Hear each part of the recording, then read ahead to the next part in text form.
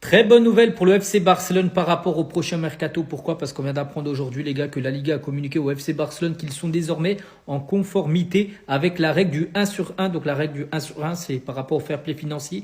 Tout est OK. Donc ça veut dire en gros que si tu vends un joueur 100 millions d'euros, eh ben, tu peux investir ces 100 millions d'euros. À l'époque, par exemple, le Barça vendait un joueur 100 millions d'euros, mais il pouvait investir seulement 20 millions d'euros de ces 100 millions d'euros. Et le reste, bien sûr, tu devais le conserver par rapport au fair play financier. Donc maintenant, tout est OK. Donc là, bien sûr, le Barça pourra faire de grandes manœuvres pour le prochain mercato. Et ça peut peut-être faciliter Marcus Rashford et le conserver. Donc Rashford, en tout cas, lui, il est prêt à baisser son salaire et avoir plus d'années de contrat pour rester afin que ce soit moins coûteux annuellement pour le Barça. On va parler cette fois-ci de Rafinha. Donc il est en interview et la question qui lui a été posée, c'est son adversaire préféré, quelle équipe il préfère le plus jouer. Il a dit directement le Real Madrid. À noter que le Real est l'équipe où il a le plus marqué de buts dans sa carrière. Et à noter que ce soir, l'équipe et le staff donc du Barça organiseront ce soir un grand dîner de célébration dans un célèbre restaurant sur la côte de Barcelone. Donc seul Fermin Lopez devrait manquer le rassemblement vu qu'il s'est fait opérer aujourd'hui. Ça y est, c'est officiel, le Barça est riche, le Barça est de retour. On va faire un mercato de malade mental. Avant de vous expliquer pourquoi, abonnez-vous. Il y en a beaucoup qui regardent mais qui s'abonnent pas. Donc, pour ceux qui savent pas, le Barça vient de conclure un accord avec un groupe des Émirats Arabes Unis. Les gars, qui dit Émirats Arabes Unis dit l'argent du pétrole. J'en ai aucune idée de ce qu'ils vont faire ensemble, mais j'en ai rien à foutre. Tant qu'il y aura de l'argent dans le club et qu'on pourra faire des recrues XXL, c'est tout ce qui me plaît. Et en plus de ça, on est de retour sur le 1.1. Pour ceux qui savent pas, la règle du 1.1, c'est en gros, ce que t'as, tu peux le dépenser entièrement. Et avant, on pouvait pas, parce que la Liga nous en empêchait. Donc maintenant, avec les recettes qu'on a fait la saison dernière et cette saison, on va pouvoir mettre tapis. On avait besoin d'un latéral gauche. Allez, Cucurella, tiens. Alvarez, à Skip, t'étais cher, non? Allez, tiens. Bastoni, pareil, parle pas. Tiens, prends. Van de Ven, tu vas pas aller jouer en Championship quand même. Allez, tiens. Si t'es arrivé jusque-là, t'es obligé de t'abonner. Allez, ciao.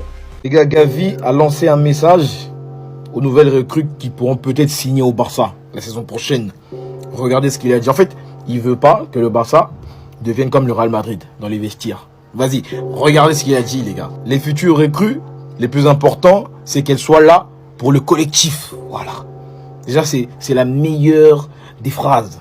C'est le meilleur message possible pour lancer à toute nouvelle recrue qui va signer au Barça la saison prochaine, peut-être. Après, De Jong, il a dit qu'il ne sait pas si le Barça va signer quelqu'un.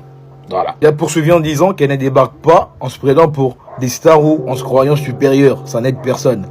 En gros, il ne veut pas de la fumée qui est au Real Madrid actuellement là. Il ne veut pas. Il ne veut absolument pas de cette fumée là au Barça. Ensuite, il a conclu en disant on doit tous aller dans le même sens, comme on le fait depuis 2 ans. Et il a raison. Il a raison de se prononcer. Monsieur Gavi, c'est parmi les capitaines. Voilà, c'est parmi les capitaines du FC Barcelone. La saison prochaine, en tout cas, il sera parmi les capitaines. Voilà, il est trop ancien. Il est trop ancien au Barça maintenant. Donc, il a le droit de donner son avis. Il a le droit de parler et d'avertir tout celui qui viendra la saison prochaine au FC Barcelone. Donc, voilà. Faudra pas venir en te prenant pour une star, même si tu es une star. Vas-y.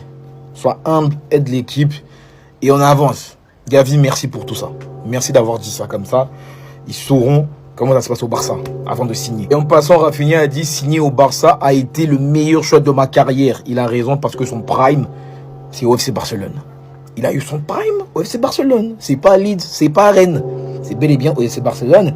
Il a vécu des bons moments au FC Barcelone. Donc normal qu'il fasse cette déclaration. C'est pas parce qu'il est au Barça ou qu'ils se sont obligés de dire non. Il a raison au vu de ses performances et des trophées qu'il a remportés, bien sûr. Et aussi, on apprend que Joao Cancelo veut rester au Barça, mais Al Hilal ne veut pas d'autres prêts. Voilà. Il ne veut pas que Cancelo soit prêté une nouvelle fois et exige le meilleur prix possible. Voilà. En gros, ils veulent de l'argent. Ils veulent qu'on achète Cancelo. Ils veulent pas des prêts. Bah, si le Barça détale, pourquoi pas?